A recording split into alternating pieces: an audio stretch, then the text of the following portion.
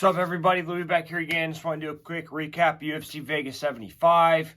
Unfortunately, another bad performance from me. Not as many underdogs hit as I thought would hit. But I got a couple of them. And the main event was just a tough one to predict. And I just picked the wrong guy on that one.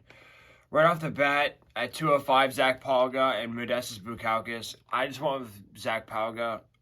I thought he was going to be able to clinch Bukauskas to the fence.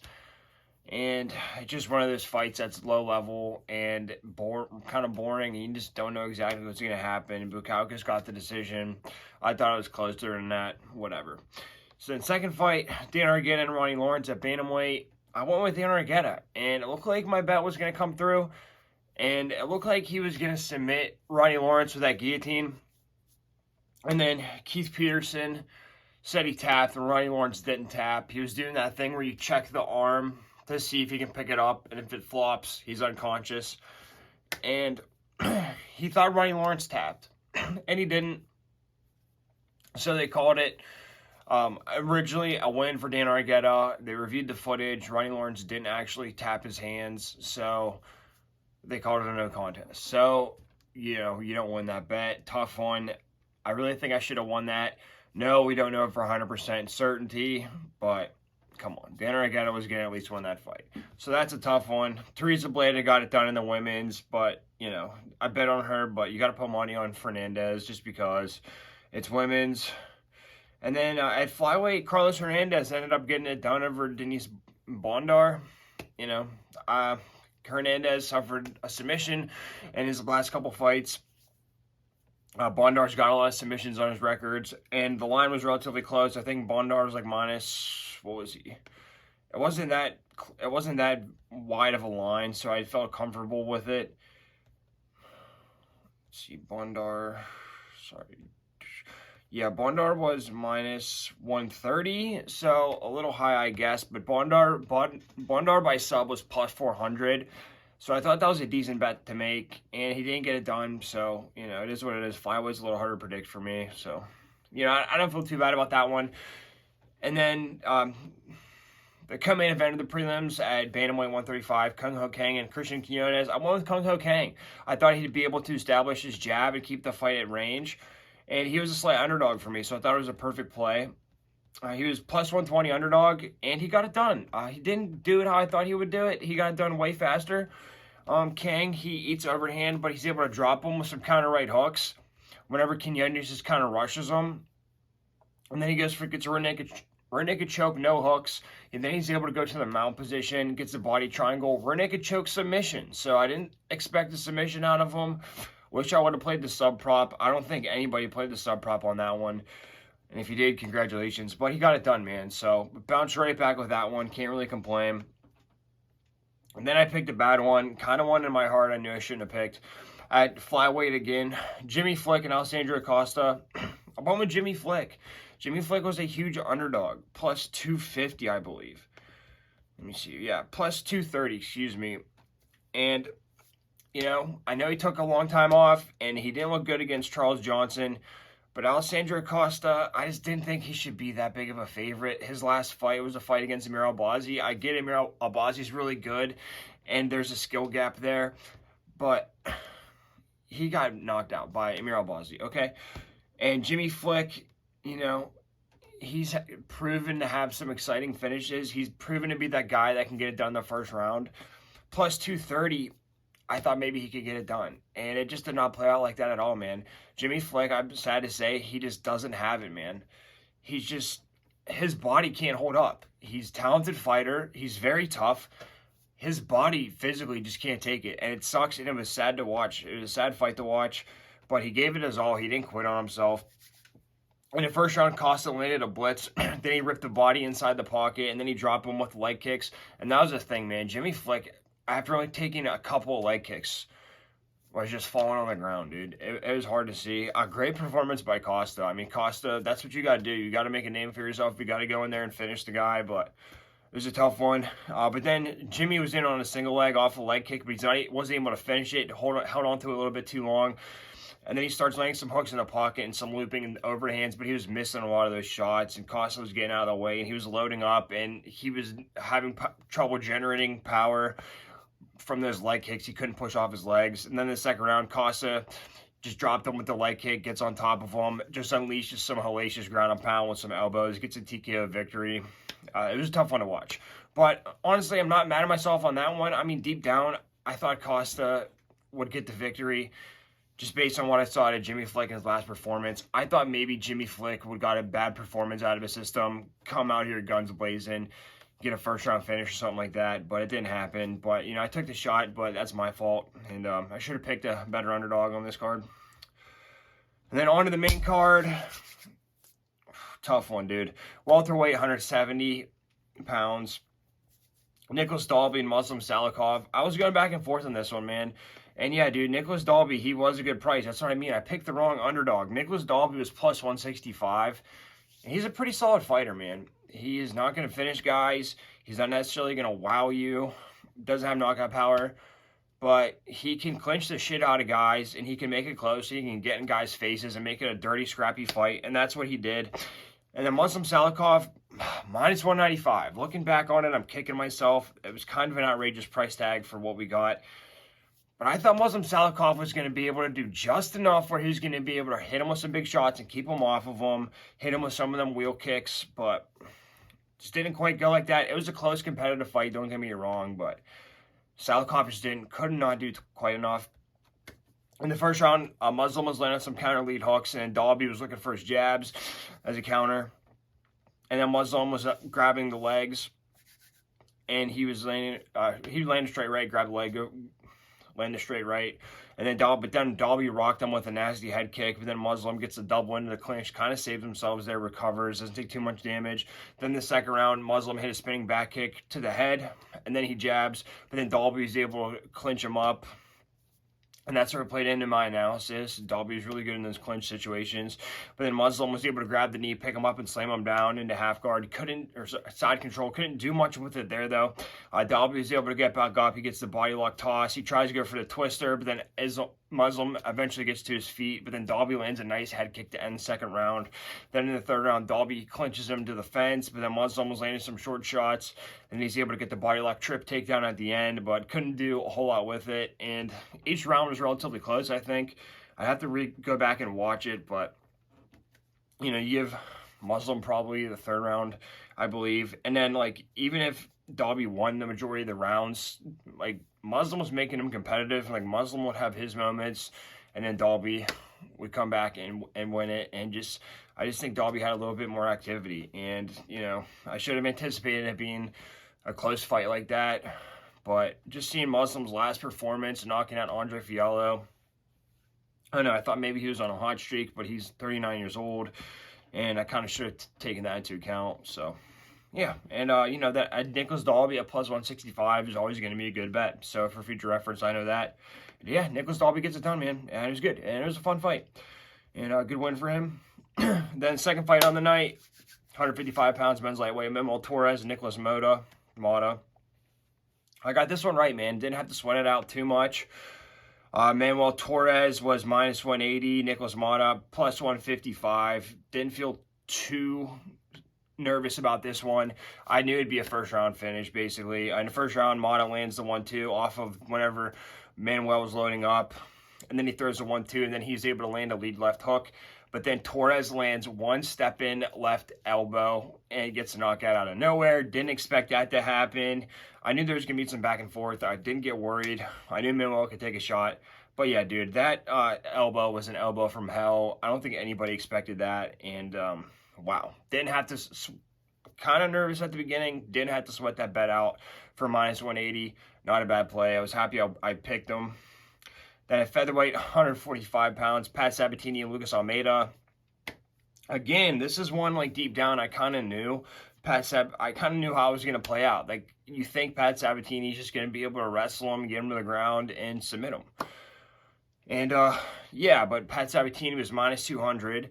And I just didn't think Pat Sabatini was worth minus 200 coming off his last performance. He did get knocked out against Damon Jackson in his last fight. Lucas Almeida does knock guys out. I thought maybe Almeida would be able to keep it on the feet just long enough to hit him with some big shots. Maybe Pat Sabatini's chin has deteriorated.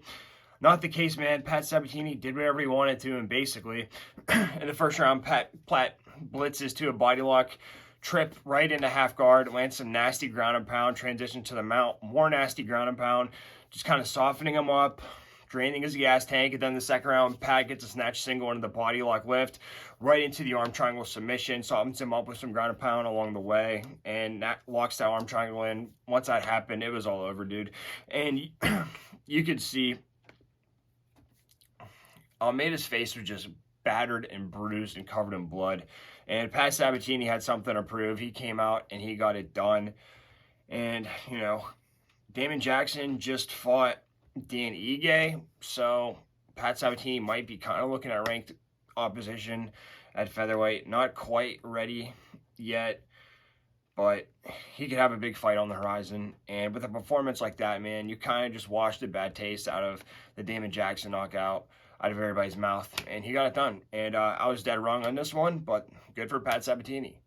On to the feature fight of the night, 185 pounds men's middleweight yet again.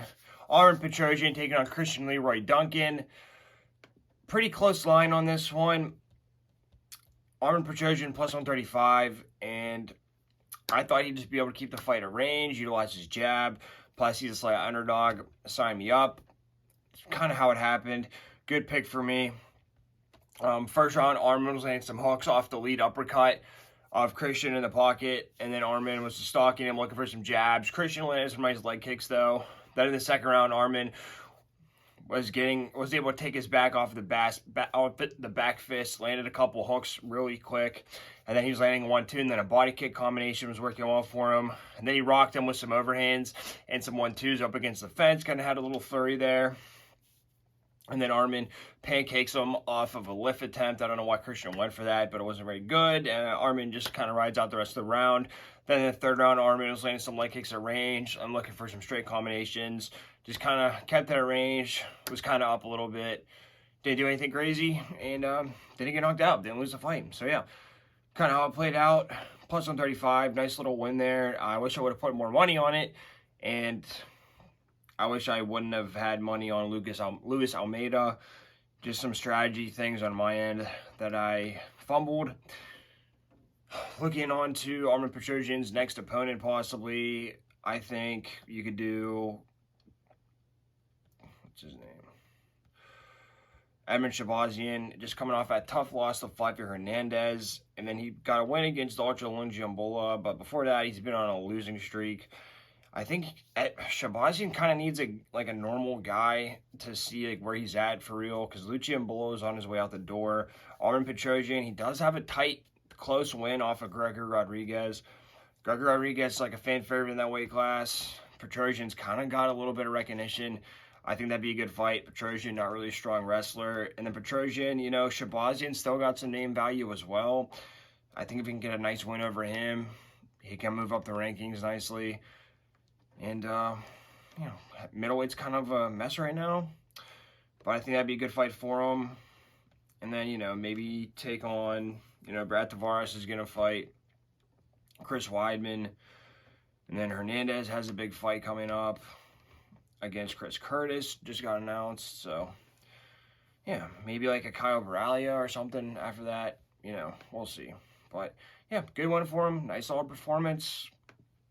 Did what he had to do. Played smart. Okay. Co-main event. You know, not much to say about this fight. 155 pounds men's lightweight. Armen Tsarukyan taking on Joaquim Silva. I guess nobody wants to fight Tsarukyan. He was supposed to have the fight against Moicano a while ago. That fell through. So Joaquim Silva stepped up to the plate.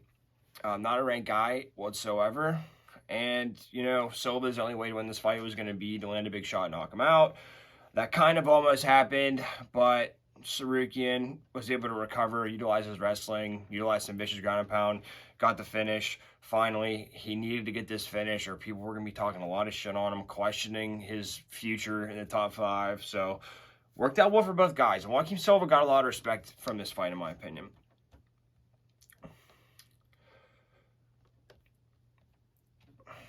And I was thinking about betting on Silva because Tsarukyan was minus 1,000. But it's just one of those that it's like outside of one big explosion, Silva's not going to be able to do much. In the first round, Arman was able to catch the kick, gets a double leg off the fence, doesn't do a ton of ground and pound, kind of focusing on getting position. He's able to get his left leg in when Joaquin gives up his back against the fence. Doesn't do a whole lot with it, though. And they were saying that Arman was just kind of trying to drain him out the first round, so he didn't get hit with a big shot. But Silva lands that big shot in the second anyway. Second round, Silva was landing a nice counter cross in the pocket. Arman landed an uppercut and then an elbow right into the clinch position, utilizing that underhook. But then Silva landed a lead left hook, and then Arman's looking for some short elbows on the counter. He goes for that tie clinch, double collar tie, and then he just ripped the body right after. And then Arman was landing some jabs, ripping the body. But then Silva rocks him with just the biggest left hook you could possibly have from range, just wound up all the way from the bleachers, rocked him hard. But then Arman shoots a desperate double, and he's able to survive. He's able to finish that double leg somehow. Silva did just not have the IQ to realize that if he hits Arman that hard, that Arman's going to be shooting for his life. And like, Arman had both of his legs, and so you can see Silva still just threw a hammer fist at him. He should have just got his hips back and sprawled, try to spin behind him. Maybe he could have got on top of him or just let him stand back up again. Who knows what could have happened if he would have done that. Just didn't have the wherewithal at that point. And then in the third round, Arman was landing some body kicks and some straights right into the underhook, then goes to the body lock, kind of ducks under, and then gets a back trip off the fence.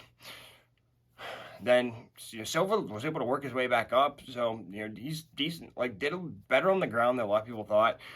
But then Tsarukyan was able to catch the knee, and then he picks him up, slams him, kind of how Muslim did earlier. Landed some elbows and hammer fists from hell, and just gets a TKO via ground and pound with like a minute 10 left. So Tsarukyan was really working that finish, and you could see a lot of heart and toughness in him. He's still young, and he knew he needed to get a finish in this fight, and he got it done. So, not the best look for Arman, but that's what happens when you're ranked number 8 and you're taking fights with unranked guys. That's going to happen, especially somebody with as dangerous as Silva. But, yeah, like I said, I thought both guys looked good, and, fun fight. I think Silva gets some respect. And Tsarukyan, it's just a matter of who wants to fight him next. You could do Dariush as the obvious answer. I don't know if he's going to want to do that. Unless you want to do Fiziev and Tsarukyan, if you want to kill off a contender. But you might as well, because Fiziev already lost to Gaethje. So it's not like they're saving these contenders. He already beat Gamrot. Maybe Michael Chandler. We'll see what happens with Conor McGregor. 155 is another mess right now. We don't know what's happening. So, yeah, I mean, Tsarukyan and Fiziev maybe, why not? Honestly, right now, I don't think there's room at 155 for both those contenders. So, sink or swim, one of them. Might be a risky play, but I think that's what you do. On to the main event. A lot better than I thought it was going to be. 185 pounds of men's middleweight. Marvin Vettori taking on a Jared Cannonier. This was number 3 and number 4 going at it. And what a fight. I went with Martin Vettori. It was even line, basically. And, I knew Vettori had a good chin.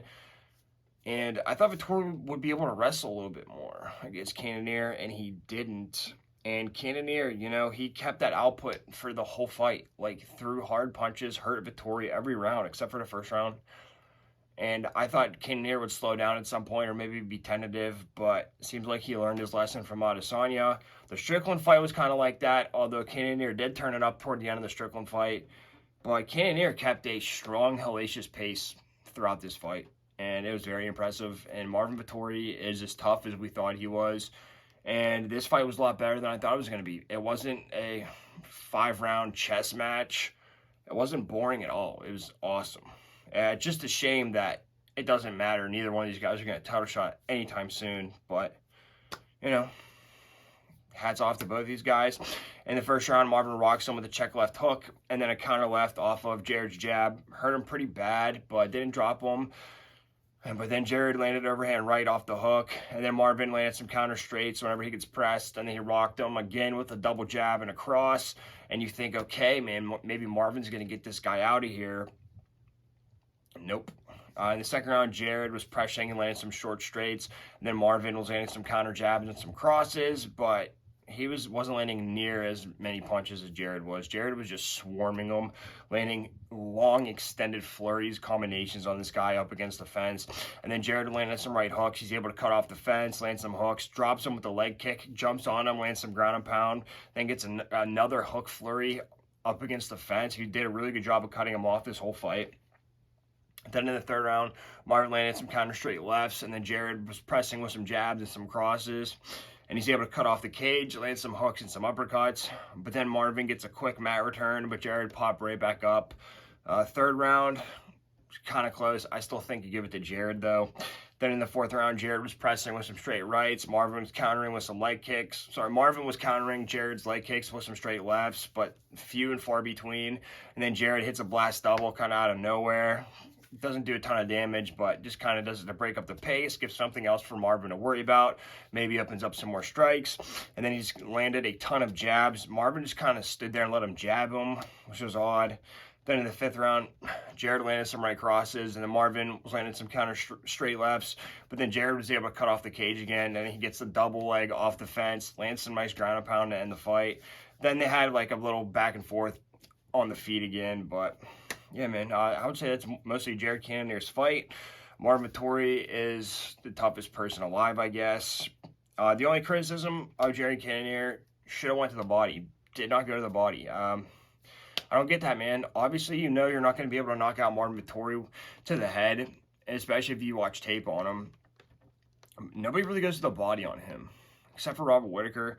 He landed a nice kick to the body, but I think he should have, when he had him up against the cage, I think he could have invested some uppercuts to the body, maybe some tie clinch knees to the body, something like that. But I don't know, maybe he just thought he was going to get him out of there, or maybe he was just having so much success and he was landing on the head. He didn't want to risk it and get countered when he's going to the body. Who knows? But stellar performance from Cannonier. I still think he needed a finish to really like move the needle on 185, but this is what it is, man. Number 3, number 4 at that weight class. You can only ask for so much. But the unfortunate thing, both guys lost to Robert Whittaker, the number 1 contender. Both guys lost to Israel Adesanya, the champion. So where do they go? Robert Whittaker is going to fight Dricus du Plessis next. They just better hope Dricus du Plessis beats Whittaker, and they better hope du Plessis beats Adesanya. Because if that happens, the floodgates are open. Anybody gets a title shot. But yeah, where do they go next? I mean, you got Paulo Costa fighting Oscar Askarov, who's unranked, by the way. And then you got Strickland fighting Abus Magomedov, unranked. So middleweight is a complete mess. You know, I think like Cannonier can fight Costa, win or lose, I guess. That's a big fight. And Marvin Vettori maybe takes a little bit of a step down. Maybe Marvin Vettori fights a Derek Brunson or somebody like that. Maybe, yeah, I don't know. Derek Brunson, maybe. Who knows, man? I think Brunson has a fight coming up, though. But, yeah. You could do Brunson and Vettori, I guess. Win or lose. Yeah. I don't know. But, yeah, middleweight's at a weird place. Can either one of these guys contend for a title again? Marvin Vettori right now, I think no. I think he should focus on, like, some aspect of his game. Like, he's not a power puncher, so I think the difference in that Cannonier fight, if Vettori could have been the one shooting takedowns, breaking up the patterns of Cannonier, breaking up the rhythm, I think that could have helped him. Cannonier, he's lost most of his timidity. I think he's looked better than he's ever looked. I think he might be able to contend for a title, but, maybe he gets a rematch with Robert Whittaker, actually. If Whittaker loses to du Plessis, maybe that could work out, and then could get a title shot. Who knows? Can Jared Cannonier beat Israel Adesanya? I don't think so. But if he blitzes him like people thought he was going to in the first fight, I think he's got a decent chance because Cannonier's got one-hitter quarter power. That Jared Cannonier, if he does that against Izzy in a rematch, that's who I want to see fight Izzy. I'm excited for that fight, but we got to see. There's a lot of things that have to play out at middleweight. But I'm excited, and you got a lot of middleweight action coming up for the next few months, so just get ready for it. Thanks, everybody. Sorry, I sucked again this weekend. I'm just going to focus up. A lot of guys I didn't hear of on this card, so I was a little unsure. But rewatching it, I just got to trust, just stop betting the stupid underdogs, And, like, Dalby, like, he was one I was kind of going back and forth on. I just didn't want to bet on Nicholas Dalby for some reason because he just didn't do enough. But when somebody's an underdog like that, maybe you got to bet on the inactivity. Maybe, like, a lot of clinch work is going to help if they're the underdog, And, like, Jimmy Flick, like, stuff like that, I know he's not going to win. I shouldn't let the odds play a part in my decision-making. And then Pat Sabatini, what did I think was going to happen? Thought Pat Sabatini was going to wrestle him and submit him. So, just got to think less, honestly, if it makes any sense. But thanks, everybody. See you next weekend. You got Josh Emmett taking on Ilya Topuria at featherweight. Should be fun.